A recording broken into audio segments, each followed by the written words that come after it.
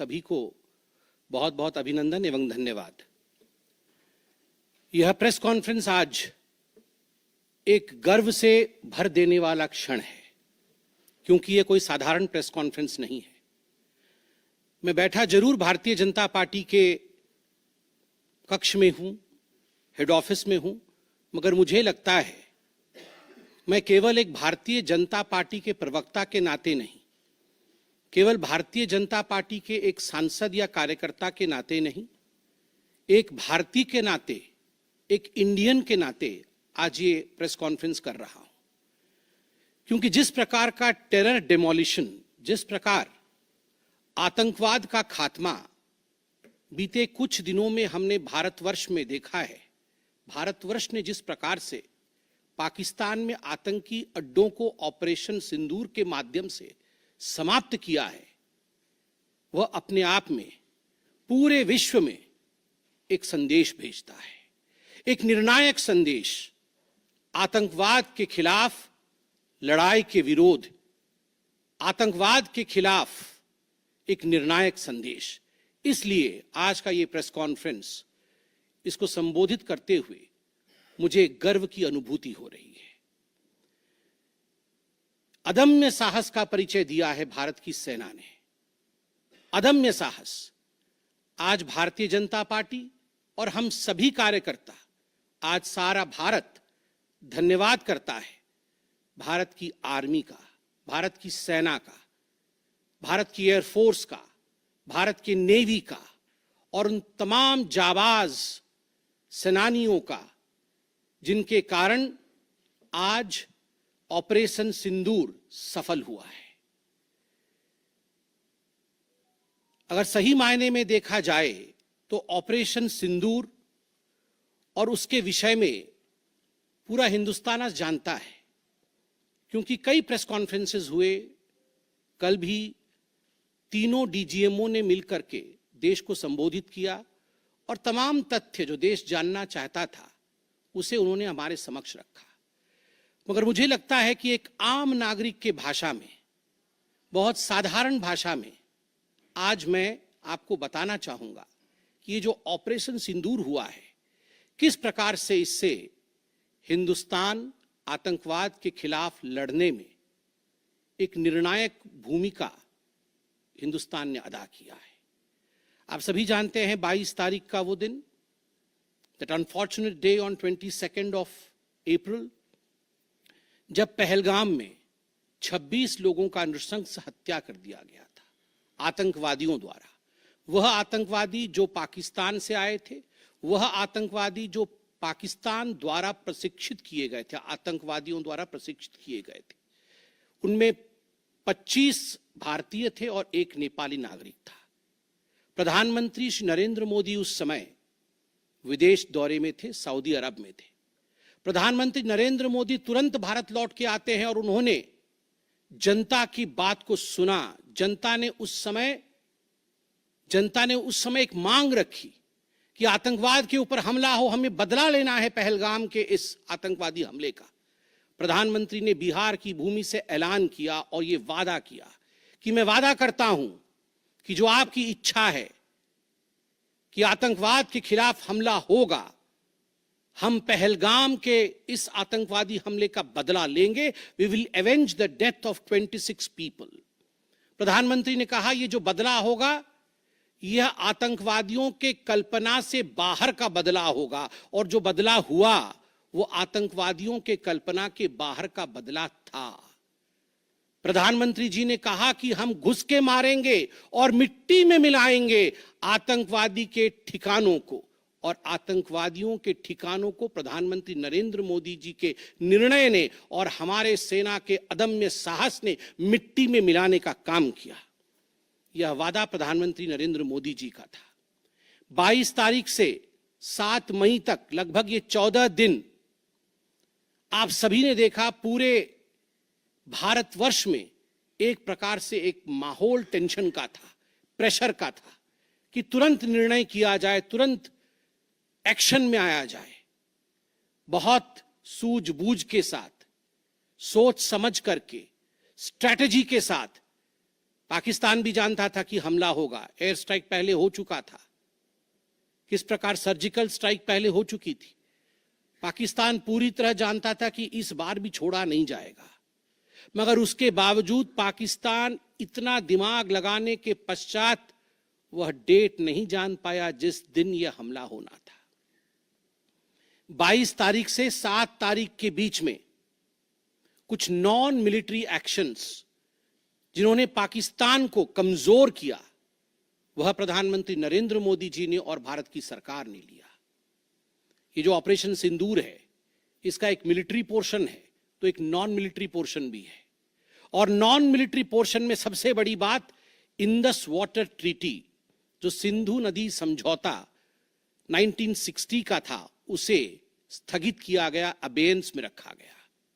आप सभी जानते हैं लगभग 90% पाकिस्तान जो है इसी पानी पर निर्भर करता है। लगभग 80% उनका जो कृषि है इस पानी पर निर्भर करता है। इस पानी को यदि रोक दिया जाए तो पाकिस्तान की 1/4 जीडीपी गिर जाती है।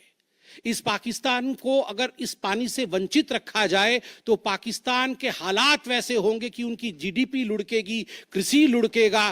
केवल कृषि और जीडीपी नहीं, उनके पावर कट्स होंगे और इस प्रकार का माहौल पाकिस्तान में पैदा होगा कि पाकिस्तान एक फ्रजाइल स्टेट के रूप में, अभी भी फ्रजाइल है, और फ्रजाइल स्टेट के रूप में वो सामने आएगा।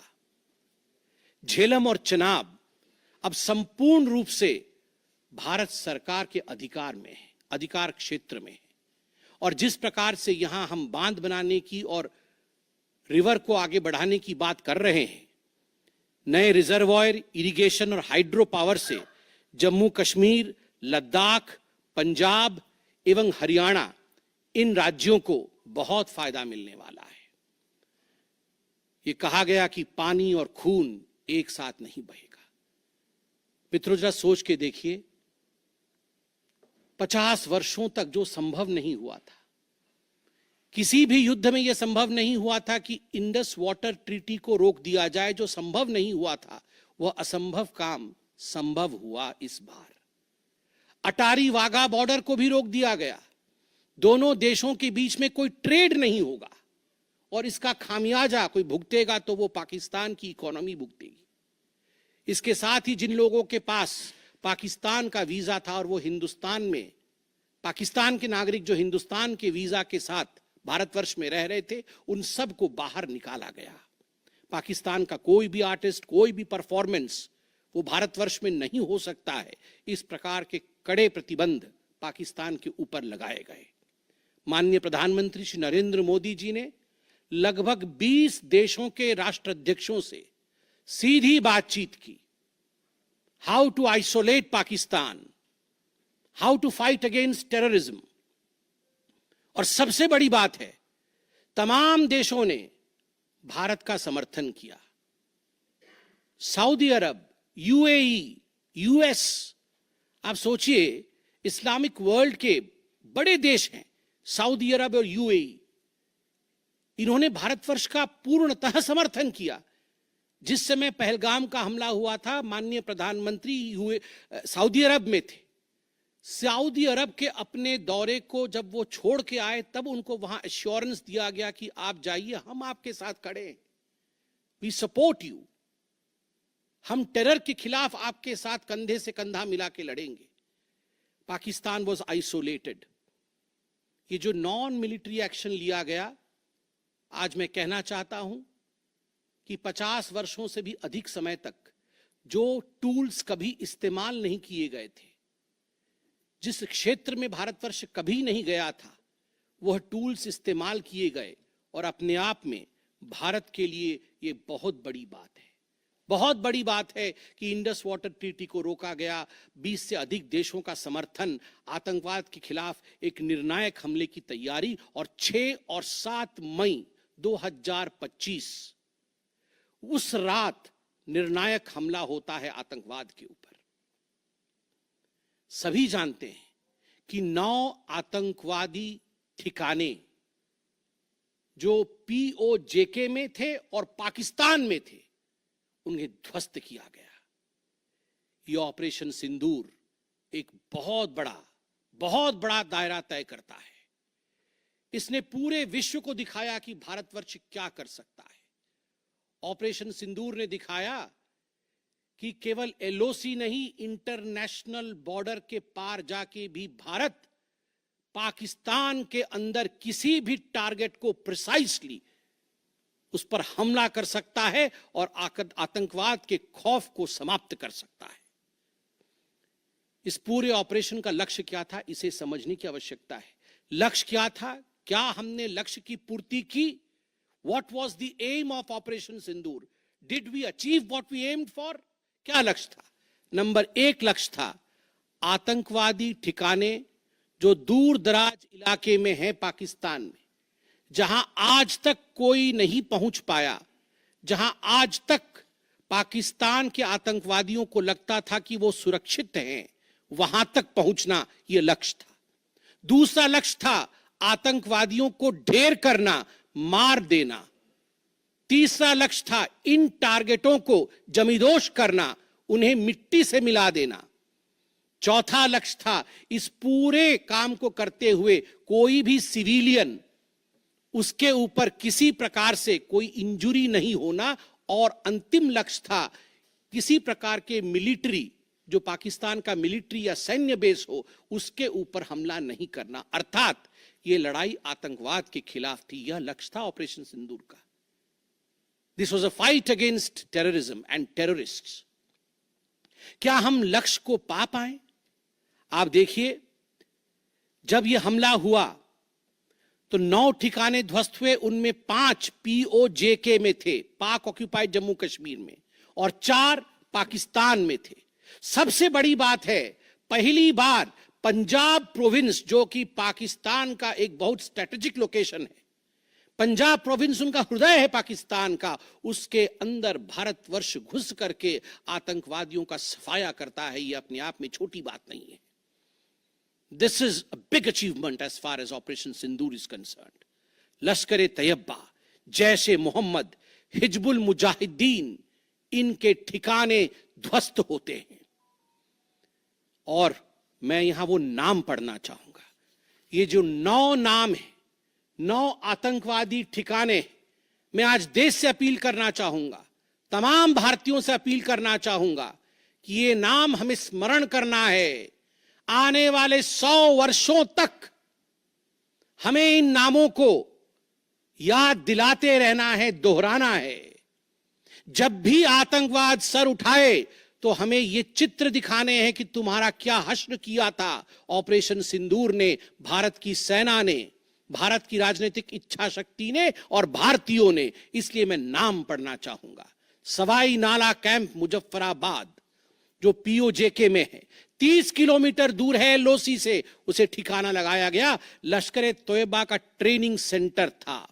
20 अक्टूबर 2024 सोनमर्ग में और 24 अक्टूबर 2024 गुलमर्ग में जो आतंकी हमले हुए थे, उसमें यहां से आतंकवादी आए थे। और सबसे बड़ी बात, 22 अप्रैल 2025 को जो आतंकवादी आकर पहलगाम में हमारे नागरिकों को मार के गए थे, हमारी बहनों के माथे से जिन्होंने सिंदूर पोंछने का काम किया था, उनका प्रशिक्षण भी इसी केंद्र में हुआ था, सवाई नाला कैंप मुजफ्फराबाद। सैयदाना बिलाल कैंप मुजफ्फराबाद, ये जैसे मोहम्मद का ट्रेनिंग सेंटर था, ये दूसरा कैंप जो ध्वस्त हुआ। गुलपुर कैंप कोटली, ये LOC से 30 किलोमीटर दूर था, लश्कर-ए-तैयबा का बेस था। और 20 अप्रैल 2023 को पुंछ में, 9 जून 2024 को जो तीर्थ यात्री को बस में हमला करके मारने का काम किया था आतंकवादी, यहां गुलपुर कैंप से आए थे जो कोटली में है, उसे ध्वस्त किया गया। बरनाला कैंप बिरगढ़, बरनाला कैंप जो 9 किलोमीटर दूर है LOC से, उसे समाप्त किया गया। अब्बास कैंप कोटली जो 13 किलोमीटर दूर है LOC से, लश्कर-ए-तैयबा का फिदाइन सेंटर है और 15 आतंकवादियों को एक साथ ट्रेन कर सकता है, उसे ध्वस्त करके गिराया गया। सरजाल कैंप सियालकोट, अंतर्राष्ट्रीय सीमा से 6 किलोमीटर दूरी पर है, इंटरनेशनल बॉर्डर से, सांबा कठुआ के सामने है। और मार्च 2025 में जम्मू और कश्मीर पुलिस के 4 जवान शहीद हुए थे। उनको मारने का काम इन्हीं आतंकवादियों ने किया था जो सरजाल कैंप से आए थे, सियालकोट के। उस कैंप को ध्वस्त कर दिया गया।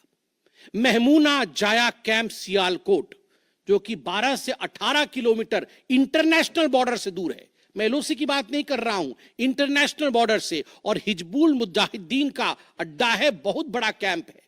कठुआ और जम्मू क्षेत्र में जो भी आतंकवादी गतिविधि होती है, सियालकोट के इस मजनूमा जाया कैंप से आतंकवादी भेजे जाते हैं। भारतवर्ष ने उसे ध्वस्त किया। मरकज तैयबा मुरीद के, जो कि अंतर्राष्ट्रीय सीमा से 18 से 25 किलोमीटर दूर है, 2008 के मुंबई का जो हमला हुआ था, 26/11 के नाम से जिसे हम जानते हैं, उसमें जो आतंकवादी आए थे, अजमल कसाब और डेविड हेडली, उनकी ट्रेनिंग मरकज तैयबा मुरीद के में हुआ था। और आज मैं फक्र के साथ कह सकता हूं, गर्व के साथ कह सकता हूं कि भारत की सेना ने, भारत की राजनीतिक इच्छा शक्ति ने और भारतीयों ने मरकज तैयबा मुरीद के को ध्वस्त किया है, समाप्त किया है। मरकज सुभान अल्लाह बहावलपुर इंटरनेशनल बॉर्डर से 100 किलोमीटर की दूरी पे है। विश्व में किसी ने ऐसा नहीं सोचा होगा, पाकिस्तान ने तो सपने में भी नहीं सोचा होगा कि भारत की सेना के पास, भारत की एयरफोर्स के पास और भारत के राजनेताओं के पास ऐसी इच्छा शक्ति होगी कि इंटरनेशनल बॉर्डर से 100 किलोमीटर दूर घुस के वो हमारे आतंकी अड्डे को ध्वस्त कर सकते हैं। मरकज सुभान अल्लाह, जो कि जैशे मोहम्मद का मुख्यालय था, उस मुख्यालय को भारत की वायुसेना ने ध्वस्त किया।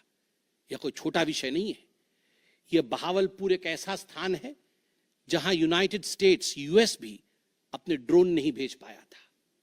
उस जगह पे भारत घुस के मारता है। आज का भारत, आज का नया भारत यही है। ये नाम, जो 9 नाम मैंने पढ़े, हमें याद रखने चाहिए, मगर उन नामों के साथ मैं कुछ और भी बताना चाहता हूं। जो आतंकवादी मारे गए, एक लक्ष्य था आतंक के ठिकानों को, आतंक के अड्डों को सफाई करना, ध्वस्त कर देना।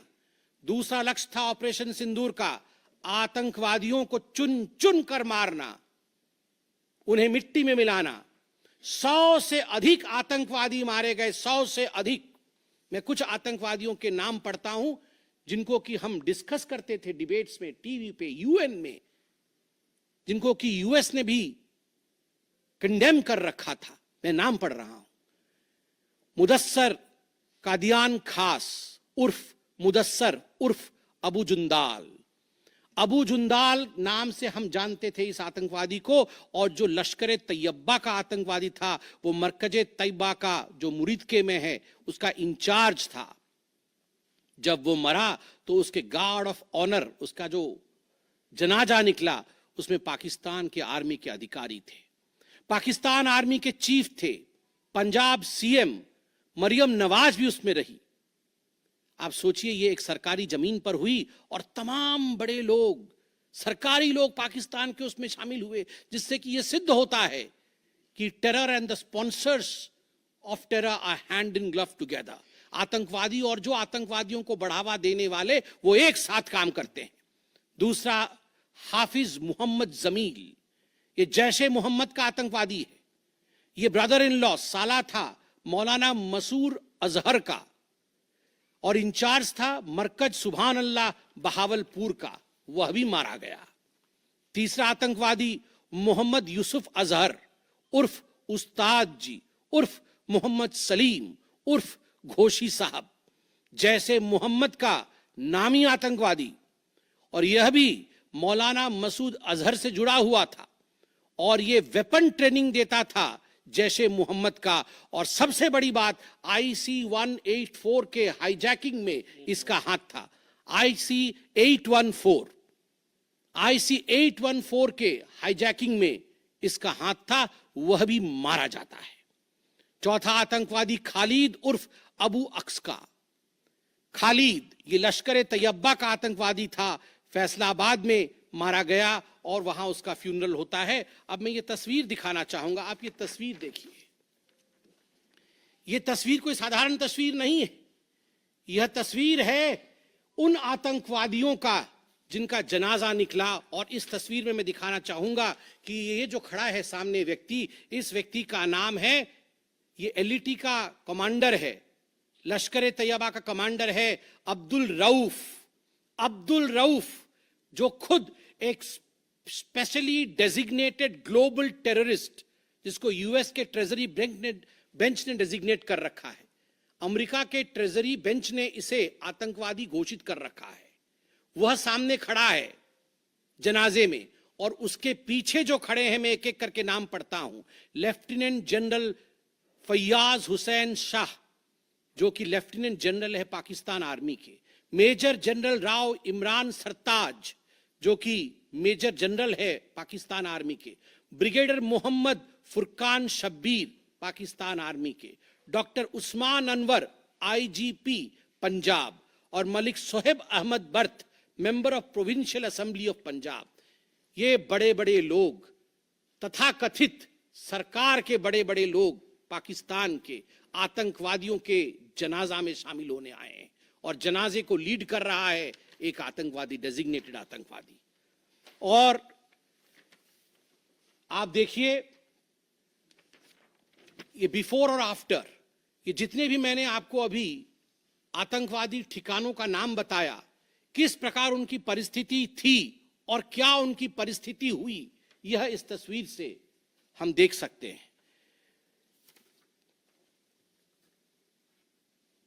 तो उद्देश्य मैं बता रहा था, ऑपरेशन सिंदूर का उद्देश्य बहुत स्पष्ट था। उसका उद्देश्य था आतंकवाद के ठिकाने को ध्वस्त करना, आतंकवादियों को मारना और आतंकवाद के खिलाफ एक संदेश भेजना। और उसमें हम सफल हुए। पहली बार एक बात पूरे विश्व ने देखा कि पाकिस्तान का हर इंच भारत के पहुंच के अंदर है। कोई कोना पाकिस्तान का ऐसा नहीं है जो भारत के पहुंच से बाहर हो। और आप सोच के देखिए, पाकिस्तान का एयर डिफेंस सिस्टम फेल हो जाता है। पाकिस्तान का एयर डिफेंस सिस्टम फेल हो जाता है। जिस समय 6 और 7 के रात के बीच ये पूरी कार्यवाही हो रही थी, रफाल विमान द्वारा स्काल्प और हैमर मिसाइल्स के माध्यम से 23 मिनट के अंदर, 23 मिनट्स के अंदर एक विंडो था, जिस विंडो के अंदर ये 9 के 9 आतंकवादी ठिकाने उन्हें ध्वस्त कर दिए गए। 23 मिनट में पूरा विश्व ने देखा कि भारत क्या कर सकता है। मुझे लगता है पूरे विश्व में इस प्रकार से 23 मिनट के अंदर इतने प्रेसिशन के साथ आतंकवादी ठिकानों पर हमला किसी देश ने पहले किया होगा। और जब यह पूरा एक्सरसाइज समाप्त हुआ, उसके बाद जब हमारे एमईए ने, हमारी आर्मी ने प्रेस कॉन्फ्रेंस किया, तो उसमें कुछ 4 शब्द बहुत महत्वपूर्ण थे। वो 4 शब्द हैं controlled, precise, measured, non escalatory. हमने ये जो 9 अड्डे ध्वस्त किए वो कंट्रोल्ड तरीके से ध्वस्त किए। प्रिसाइज, कोई सिविलियन अड्डा या कोई मिलिट्री टारगेट नहीं था, प्रिसाइज टारगेट था, आतंकवादी ठिकाने, उनको ध्वस्त कर दिए। मेजर्ड, जितना ध्वस्त करना था उतना ध्वस्त किया, उसके अगल बगल के किसी स्ट्रक्चर को ध्वस्त नहीं किया। जहां आतंकवादी थे उनके ठिकाने में घुस के उनको मार के निकले। और नॉन एस्केलेटरी मतलब युद्ध को बढ़ाने वाला नहीं, नॉन एस्केलेटरी, क्योंकि the primary escalation was Pahalgam. जो मूल एस्केलेशन था वो 22 अप्रैल को पहलगाम में पाकिस्तान ने किया था। हमने रिएक्ट किया नॉन एस्केलेटरी। ये 4 शब्द अपने आप को परिभाषित करते हैं कि ऑपरेशन सिंदूर का लक्ष्य क्या था। ऑपरेशन सिंदूर का जो लक्ष्य था, ऑपरेशन सिंदूर ने उसे 100% पूर्ण किया, 100% पूर्ण किया। इसलिए आज हिंदुस्तान, भारतवर्ष गर्व के साथ कह सकता है कि ऑपरेशन सिंदूर एक ऐसा ऑपरेशन था जो 100% सक्सेसफुल था, और जितने हमारे जाबाज पायलट्स गए थे राफेल के साथ, उतने लौट के आए और आतंकवादी ठिकानों को ध्वस्त करके आए, और किसी सिविलियन को नहीं मारा, किसी मिलिट्री बेस को नहीं मारा। मगर दुखद है, जैसा कि पाकिस्तान से एक्सपेक्टेड है, पाकिस्तान उसके पश्चात रिटेलिएशन करता है, पाकिस्तान अपने ड्रोन्स इत्यादि भेजता है, मगर भारत की सिस्टम ने पाकिस्तान के इन ड्रोन्स को, इन मिसाइल्स को हवा में ही समाप्त कर दिया। और सबसे बड़ी बात है, एयर डिफेंस सिस्टम लाहौर का 7 और 9 तारीख के बीच लाहौर के एयर डिफेंस सिस्टम को समाप्त करने का काम हिंदुस्तान ने किया। और 9 और 10 तारीख के बीच, 9 मई और 10 मई के बीच 11 एयर बेसेस को, पाकिस्तान के 11 एयर बेसेस को ध्वस्त करने का काम भारतवर्ष ने रिटेलिएशन में किया। जब पाकिस्तान ने भारतवर्ष के ऊपर एस्केलेशन किया तो भारतवर्ष ने 11 एयर बेसेस को समाप्त किया। इन एयर बेसेस के नाम भी हमें याद रखने चाहिए। तमाम भारतीयों को वो 9 नाम आतंकवादी ठिकाने याद रखने चाहिए, स्मरण होना चाहिए। और ये जो 11 एयरबेस हैं, हिंदुस्तान अपने पर आ जाए तो क्या कर सकता है अपने लोगों को बचाने के लिए। ये 11 नाम भी मैं पढ़ता हूं।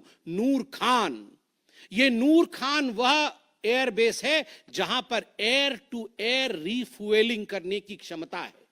हवा में उड़ रही हो अगर आपका विमान, तो एयर टू एयर रीफ्यूएलिंग यही नूर खान से हो सकती है। जब भारत ने नूर खान को ध्वस्त किया तो जो जहाज थे पाकिस्तान के, उनके पास वो क्षमता नहीं रही कि वो हवा में अधिक समय तक युद्ध कर सके, उन्हें नीचे उतरना ही पड़ा।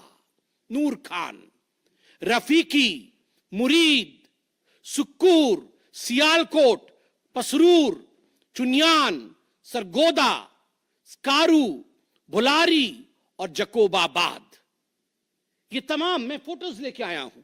जकोबाबाद का ये फोटो देखिए, क्या था पहले और क्या हुआ बाद में, क्या था पहले और क्या हुआ बाद में। आप देख सकते हैं परखच्चे उड़ गए। यह है प्रिसीशन ऑफ इंडियाज अटैक। तमाम फोटो हैं यहां पे, किस प्रकार से हमने एक एक करके उनके एयर बेसेस को समाप्त किया। आप देख सकते हैं सारे एयर बेसेस के हम फोटो लेके आए हैं, जकोबाबाद से लेके बाकी तमाम। क्योंकि आपने ये सब देखा हुआ है, मैं अधिक समय नहीं लूंगा। आर्मी ने आपको दिखाया है, डीजीएमओज ने आपको दिखाया है, इसलिए मैं इसको आपको दिखा के दोबारा, I would not like to take much time, but मैं रिमाइंड करना चाहूंगा कि 11 एयर बेसेस को हमने ध्वस्त किया। और इसमें एक बड़ा विषय है, पहली बार विश्व में किसी देश ने एक न्यूक्लियर कंट्री के अंदर घुस करके उनके एयर बेसेस को समाप्त करने का काम किया।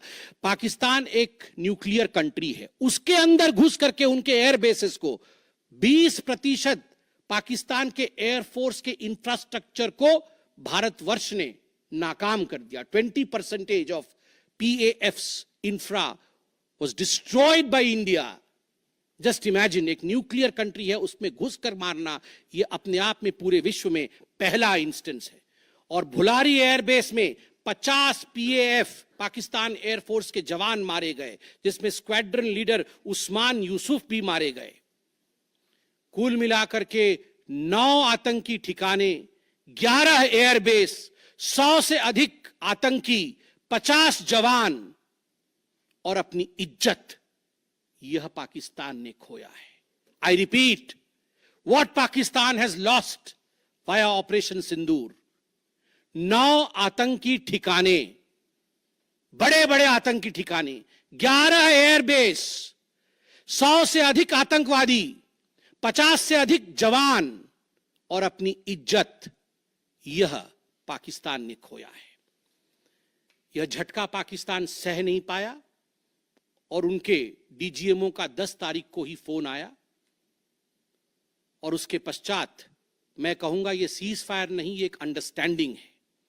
यह एक अंडरस्टैंडिंग है कि यदि भविष्य में किसी प्रकार का कोई भी आतंकी हमला होता है तो ये अंडरस्टैंडिंग तोड़ दी जाएगी। हमने करके दिखाया है, जो पहले कभी नहीं हुआ था वो हुआ है इस बार, अंदर घुस के मारा है हमने, ये एक अंडरस्टैंडिंग है। और सबसे बड़ी बात है, पाकिस्तान में उनके मौलाना, उनके मौलवियों ने पाकिस्तान का साथ नहीं दिया,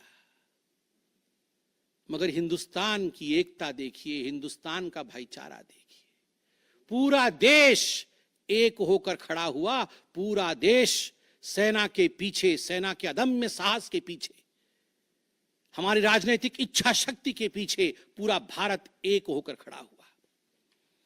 और आज मैं कहना चाहता हूं कि आज पाकिस्तान पूरे विश्व में अलग थलग पड़ा है। पहले भी ऐसे वक्त थे, अनेकों प्रयास भारतवर्ष करता था। पहले हम सबूत देते थे, प्रयास करते थे, डोजियर के माध्यम से पाकिस्तान को प्रूफ दे आतंकवाद का। वो डोजियर लेती थी मगर उस पर काम नहीं करती थी। मगर आज नए भारतवर्ष ने पाकिस्तान को बख्शा नहीं है। आतंकवाद के खिलाफ एक निर्णायक लड़ाई हुई है और प्रधानमंत्री जी ने स्पष्ट कहा है, वहां से यदि गोली आती है तो यहां से गोला जाएगा।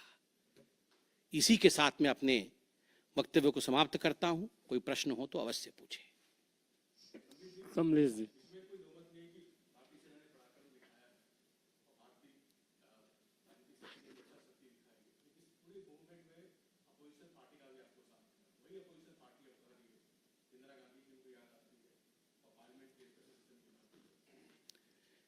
देखिए, मुझे लगता है आज का दिन पूरे भारत का दिन है।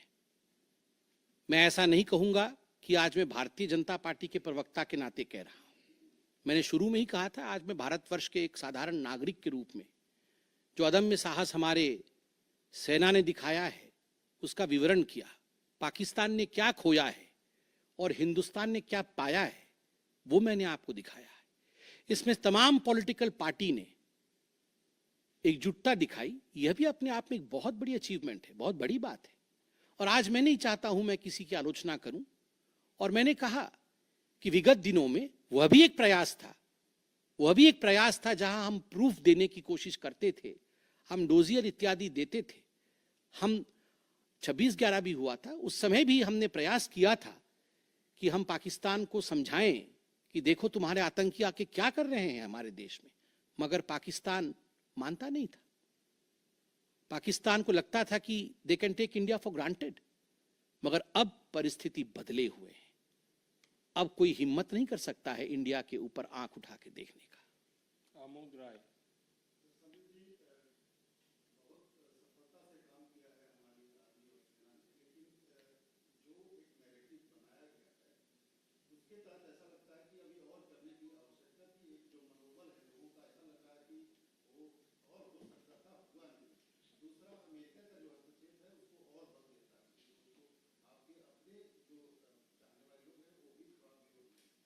आपके दो प्रश्न हैं। पहला प्रश्न है कि बहुत सारी सफलताएं रहीं मगर लोगों के मन में और की इच्छा थी। दूसरा प्रश्न हस्तक्षेप को लेकर है। मैं दोनों का सटीक उत्तर दूंगा। नंबर 1, मैंने आपको इस प्रेस कॉन्फ्रेंस के माध्यम से आरंभ में ही बता दिया कि ऑपरेशन सिंदूर का लक्ष्य क्या था। ऑपरेशन सिंदूर के जो लक्ष्य थे, जो लक्ष्य परिलक्षित थे, वो प्रधानमंत्री जी ने डे 1 को ही बता दिया था। आतंकवाद के ऊपर हमला, कल्पना से परे सजा आतंकवादियों को, चुन चुनकर मारना और उनके अड्डों को ध्वस्त करना। और सेना के अदम्य साहस ने यह करके दिखाया। आतंकवादी अड्डे ध्वस्त हुए, आतंकवादी मारे गए। यह हमारा परिलक्षित लक्ष्य था। हमने अपने लक्ष्य को प्राप्त किया। और जिस समय एस्केलेशन भी नहीं हुआ था, उससे पहले ही हमने वो जो 4 शब्द प्रयोग किए, जिसका मैंने यहां विवरण रखा कि कंट्रोल्ड था, मेजर्ड था, प्रिसाइज था, नॉन एस्केलेटरी था, तो भारतवर्ष ने अपने लक्ष्य को पहले से ही निर्धारित किया हुआ था।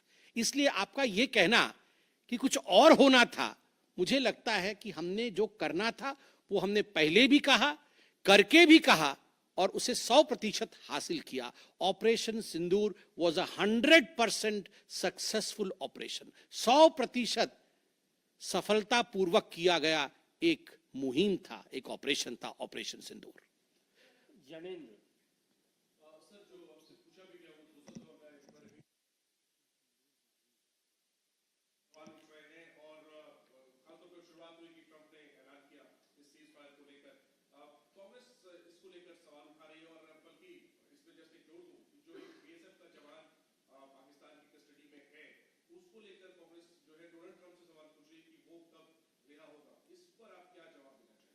देखिए, पहली बात तो है, जहां तक मध्यस्थता इत्यादि का विषय है, मैंने बहुत स्पष्ट रूप से कहा अभी, जितना मेरे डोमेन में नॉलेज है, और डीजीएमओज ने अपने प्रेस कॉन्फ्रेंस में एक बार नहीं कई बार कहा कि फोन हमारे डीजीएमओ को पाकिस्तान के डीजीएमओ का आया था।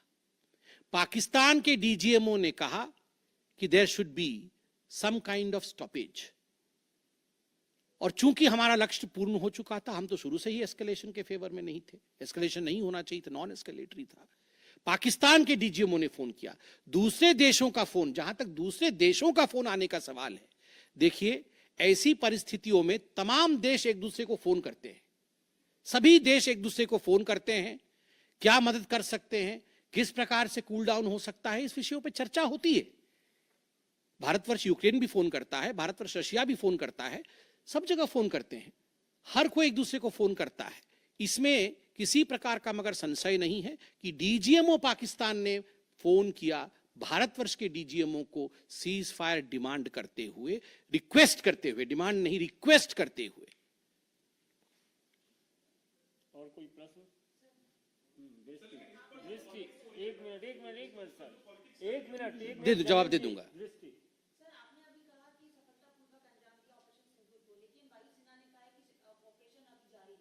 बिल्कुल, ऑपरेशन अभी जारी है, और मैंने कहा, माननीय प्रधानमंत्री जी ने स्वयं कहा है, गोली आएगी तो गोला जाएगा।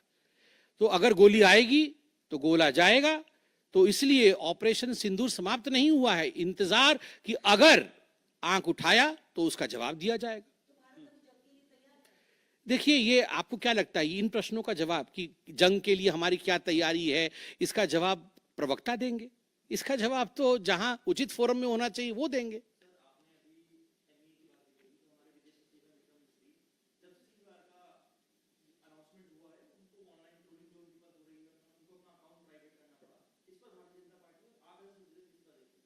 देखिए, मैं बहुत स्पष्ट रूप से बता दूं, ये आज की जो प्रेस कॉन्फ्रेंस हो रही है, ऑपरेशन सिंदूर को लेकर हो रही है, उसके सफलता को लेकर हो रही है, और तमाम लोग जो ऑपरेशन सिंदूर से जुड़े हुए थे, चाहे वो सेना हो, चाहे वो हमारी राजनीतिक घटक हो, चाहे वो हमारे ब्यूरोक्रेट्स हो, उन सभी का सलाम है।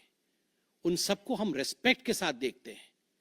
और सही बात है, सोशल मीडिया एक टूल जरूर है, मगर सोशल मीडिया के आधार पर यह कह देना कि किस प्रकार से देश आगे बढ़ेगा, ये निर्णय नहीं हो सकता है। बहुत बहुत धन्यवाद।